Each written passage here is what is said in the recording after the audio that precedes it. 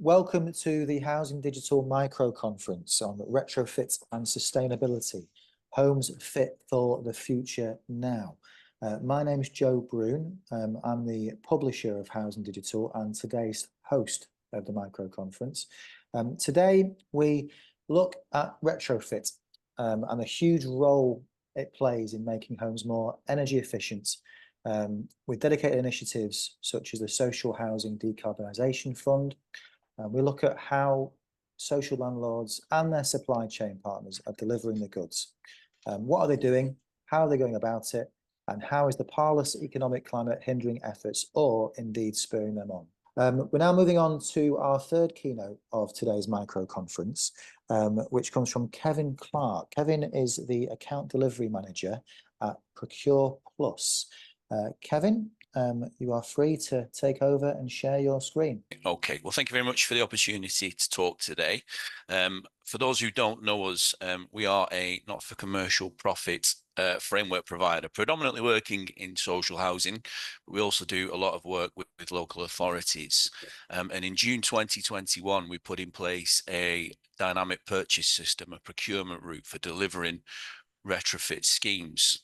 And that has been really successful, far more successful than we anticipated, actually. And since it went live in June 2021, it's been used for every single eligible funding stream. It's specifically designed for delivering retrofit schemes at pace, irrespective of the funding stream. So it doesn't have to be used for central government funded schemes. It can be used as part of your planned maintenance programme. But the intention behind it was to identify those specialist organisations who have the requisite skills and experience in order to deliver these schemes. There was an acknowledgement on our part as a procurement route, as a framework provider, that typical housing procurements would deliver typical housing outcomes. And that wasn't what we actually wanted. There's an acknowledgement that there is a different set of skills in terms of coordinating the installations, the retrofit journey for the customer, for the resident. So we wanted to identify who those people were in the market who could deliver that work, provide organisations a procurement route in order to be able to comply, to procure them in a compliant manner, and then to support those organisations, because there's an acknowledgement that it is a growing industry within construction and that these organisations need to be supported in order to deliver these schemes successfully. So since we went live in June 2021, we've run over 50 tenders. Now, on the face of it, that might not actually seem a lot, but it's more than one a month since the retrofit DPS went live. And in every single instance that we've gone to the market, we've tried to learn from it. We have a full suite of specifications for all the individual installations, and we've learned about what makes a tender attractive to the market, how we can potentially price these things, and what retrofit route works for what particular organisations. Within our retrofit DPS, we've delivered over £130 million worth of retrofit schemes. Previous criticisms of these schemes were that they were predominantly PV heavy, but we've been able to deliver a full suite of installations. And some of the numbers there within a short space of time are really quite impressive. In the most recent round of funding, we've procured over £125 million worth of retrofit contracts. And that is for Hook 2, which has been a real challenge for local authorities in terms of being able to deliver SHDF2, and then also in terms of Eco 4.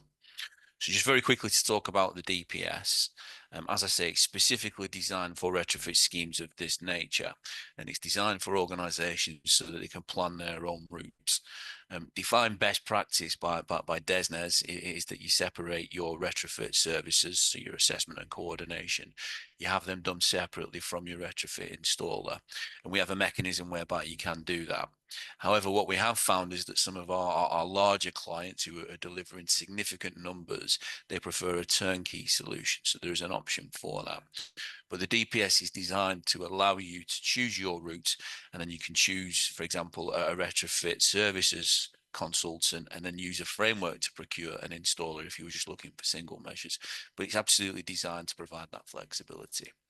the real success of it is that we've done a significant amount of market engagement.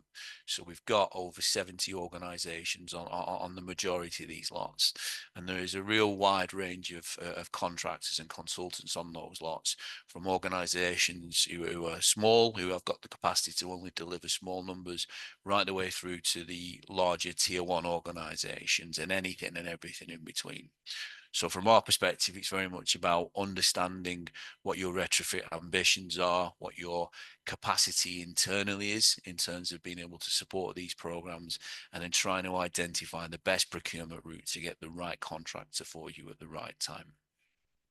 So if I just take a very quick look back at the most recent procurements that we've done and what we've learned from that, because I know that procurement is a challenge, and that's something we've heard from the previous couple of speakers, and I've heard in the breakout rooms as well. From our perspective, it's been a buoyant market, and that comes back to the market engagement that we do. We hold regular events with all of our contractors where we talk about our projected pipeline of work. We're always really careful to manage any potential tender fatigue. So we can talk about how we've got contracts that are coming down the line that are in the tens of millions of pounds, but equally we've got small scale contracts coming now for 25, 30 properties under SHDF. So being able to give that visibility to the supply chain so that everybody doesn't jump on the first 2 or 3 tenders and then becomes disheartened and looks to move elsewhere. One of the things that we were concerned about in this most recent round of funding was that the bigger contracts would become centralized within 2, 3 or 4 organizations, but that's not been the case. Within our DPS, we've probably got somewhere in the region of about 15 or 16 organizations who have been awarded and successfully delivered contracts. So there's a really healthy network there. One of the things that we always try and do is to get the best contractor for the best client. And on our DPS, we do have genuine nationwide coverage there now. So we can tell organizations from different parts of the country how many contractors have successfully delivered schemes within that region, how many are likely to bid. And then the beauty of it being a dynamic purchase system as opposed to a framework is that we can hold meet the buyer events. So if you do have smaller organizations within your region who you would like to join the DPS and be given an option to tender, then we can support them on getting to the DPS as well to try and garner as much interest as we possibly can. Tendering has still been there's been fluctuations. Let's put it that way.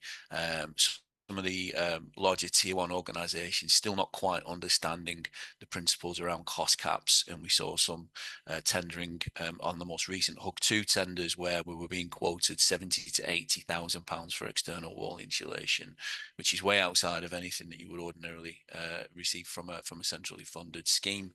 But we've also received significantly lower bids than that. So every single tender that we've awarded has come within the cost caps, and then we're able to support those organizations who don't quite understand what it is that we're trying to achieve about the economies of scale and where we go.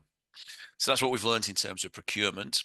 In terms of what we've learned as far as delivery of these programs is concerned, they do really require close project management. If you're doing a central funded scheme, then the delivery windows are tight. The most successful schemes that we have seen, the most successful clients that we have got, have embedded retrofit into their existing programs. So when they have a void, for example, they look at getting that property ready for a heat pump of some kind, looking at their windows and doors programs and already embedding the standards within that, so moving to triple glazed already. And that way it's easier because in effect you're taking smaller bites out of a quite significant meal rather than looking to deliver it on a funded scheme on a year by year basis. So we've got 2 or 3 clients now who live and breathe retrofit. It's embedded within their standards, and the scale of change within those organizations is moving at a pace faster than anybody else's. I did touch on some of the fluctuations that we'd seen in some of the tenders. That has meant that some organisations have moved towards directly selecting rather than running mini competitions under frameworks or running mini competitions themselves. So the principle behind that, in effect, is that frameworks have framework rates for certain elements of work. And if you're running an insulation programme, then you can select somebody using those framework rates, which gives you cost certainty. And the beauty of that as well is that it significantly cuts down into your procurement timescales. We've also seen some really innovative procurements looking around partnerships, so looking beyond individual funding streams and procuring retrofit partners for the next 3 or 5 years, acknowledging that there is going to be a pot of money from central government, irrespective of the current change that we expect all to happen politically, but acknowledging that there is a pipeline of funding available. And so in effect, they've got an off-the-shelf contractor that they can enter into a partnership agreement with. We've seen some innovative procurements around collaboration. So under SHDF, there are a number of regional consortiums, and some of the smaller housing associations have procured a retrofit installer together where there's geographical overlay, and then they can benefit from economies of scale. We're doing some really exciting work in the West Midlands as they start to look towards regional devolution in 2025, where they have more control over their retrofit budget. And they're very much looking about delivery partners, trying to understand who can offer them as much certainty as possible to meet the scale of the challenge. And at Procure Plus, we're huge on partnership and collaboration, generally speaking. We hold a number of events in various parts of the country where we encourage people to get together just to talk about your retrofit experience, because we are very aware that there are people who have dipped their toes in the water, who have perhaps had a bad experience around retrofit and shy away from the challenge. But the reality is that we all know that the deadlines where they are, that they're not moving. So that challenge needs to be met, and getting together and sharing those experiences is absolutely invaluable, both the good and the bad experiences. And then if I can just touch really quickly at the end on some of the additional challenges around skill shortages and supply chains. As I said at the start, we are a not-for-commercial profit organisation with an emphasis very much on social value, and its social value around employment opportunities. So we're into partnership with City and Guilds, where we're looking at upskilling existing individuals to try and get them capable of dealing with what they call the newer technologies. They're not newer technologies, but air source heat pumps and PV. So taking existing electrical operatives or plumbing operatives and showing them how to install and maintain some of these. So if you are interested in that, if you have a direct labour organisation, if you are a contractor who's interested in something like that, Procure Plus cover a significant proportion of the funding. You need to make a small contribution to that and then release your staff for a couple of weeks. But at the end of it, you've got upskilled staff, and that creates entry-level positions that we can move apprentices in. That's very much a whistle-stop tour of what we do. If anybody has any questions, I'm very happy to take them now, or alternatively, if anybody wants to contact me at the end, those are my contact details there. Good stuff. Thank you, Kevin. We can say excellent whistle-stop tour there, I think. Have we got any questions for Kevin, please? I've got a question, Kevin. I was just picking up on a few notes there. Obviously, great that there's clients that, as you say, live and breathe retrofit. But of course, my interest is the ones that don't, basically. And you mentioned the capacity internally to achieve retrofit programs. I'm just wondering how are you finding the clients that are more challenging? Are you finding what's the balance between an off-the-shelf solution, Yeah, with the contractor, against a more kind of bespoke turnkey? it is. The conversation we always have with the client at the start is that retrofit, it needs to be done. There needs to be dedicated resources within your organizations, but we do acknowledge that you're being asked to do more and more with less and less, and this might not be high up on the list of priorities. So for us, it's, as I say, understanding the capacity, but also if it is just one person who is the retrofit department, understanding what their knowledge is and understanding whether it is exclusively their job or whether they're wearing many hats. And then depending on that, it's identifying what it is that they're looking to achieve. So being realistic about what it is they're wanting to achieve. If it is somebody who is dipping their toes into the retrofit water, then we would invite them to maybe consider splitting retrofit services and retrofit installations, because you've got an opportunity to learn from two different sets of individuals there, and to almost double your learning in a space of time. We do provide some support as well. So if you do have a turnkey contractor, then we can provide some oversight around value for money and things like that, and try and introduce them to organisations. So for example, in the most recent round of funding, we've got clients who are delivering thousands of schemes, and we've got clients who are delivering 50. And we almost have a buddy approach where we invite them to meet with each other. We've got some very understanding clients who are prepared to do that. And what you tend to find is people embedded in the retrofit world are happy to support each other. So for us, it's understanding exactly what it is that we're dealing with. And we've probably got 6, 7, 8 different options that we can do to really support you in that learning. Brilliant. Any more questions for Kevin, please? I've got a question. Julie from Kirklees Council. We obviously have a procurement department, so all of our procurement has to go through that team. And whenever I've gone to them in the past because we have very limited experience and knowledge on retrofit, we're a very small team. We've got 22,000 properties, but there's 3 of us in our team at the moment. So it feels quite overwhelming sometimes that we've got such a lack of resource. But because it's a local authority, obviously we've got a high number of priorities. We have got these government targets that we're supposed to be working towards, but I think they seem to be that far in the distance that everybody's sort of waiting to start to prioritise them in some ways.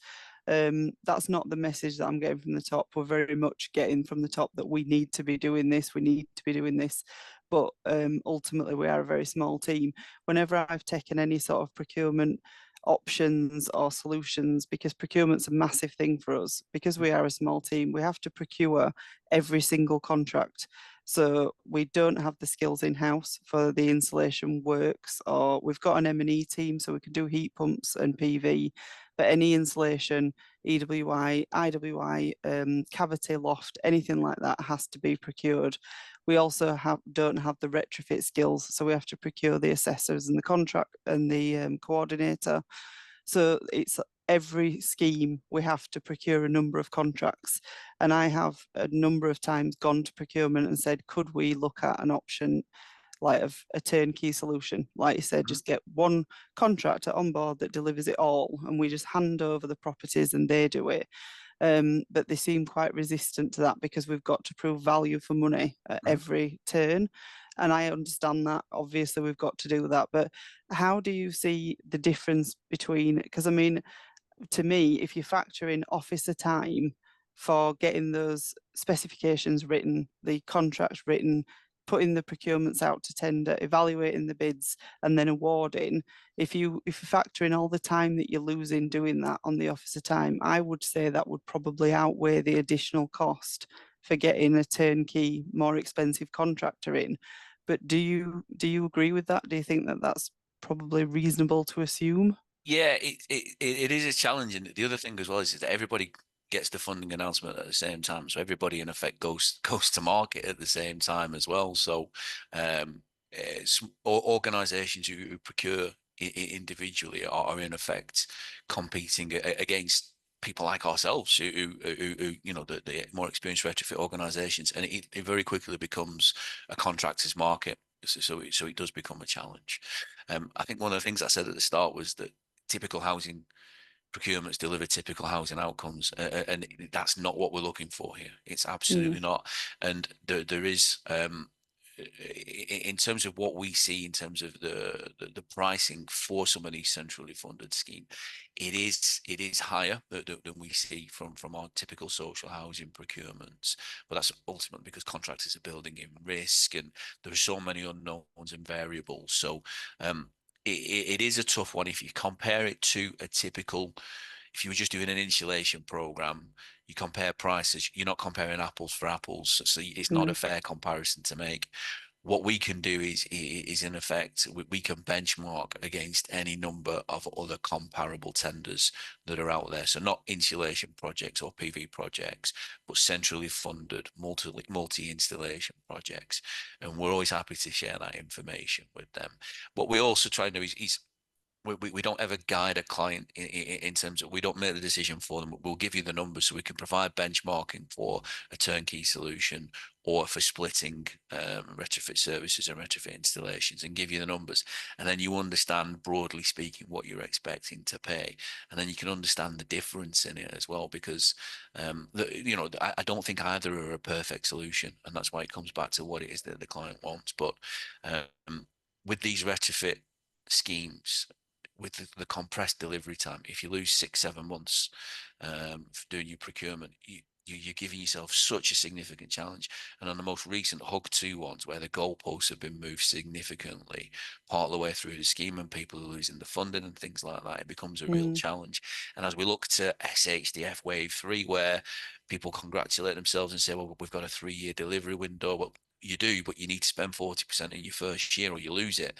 And if you spend if you waste your first year procuring, then it becomes a real challenge. So you know, DESNEs are a necessary evil. Procurement is very much a necessary evil.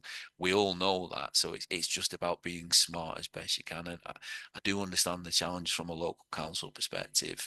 I think the only thing you can do is bang that particular drum. And there are other, you know, there are other local authorities within your region who are delivering retrofit schemes now, who have used frameworks or DPSs. Yeah, I know. And the proof of the pudding is in. I've spoken to some of your colleagues at Kirklees. Leeds put us in touch with some of your colleagues at Kirklees because we supported Leeds and some other clients when the Hug 2 goalposts were changed. And I understand the frustration they've got because everybody wants to deliver the best possible schemes for the residents. Everybody involved in retrofit firmly believes that, you know, this is a great thing to do. But if you're doing it with 2 hands tied behind your back, it's very frustrating. Thank you, Julie, and Thank you. Kevin, for some great insights there.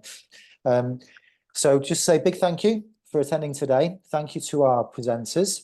For those who haven't registered on Housing Digital, please feel free to do so. There's a whole host of benefits. We have a social wall, direct messaging. You can upload blogs and articles, all free of charge for social housing professionals.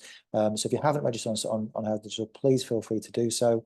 And that draws today's micro conference to a close. So thank you again for all who attended, and hope to see you at a future event.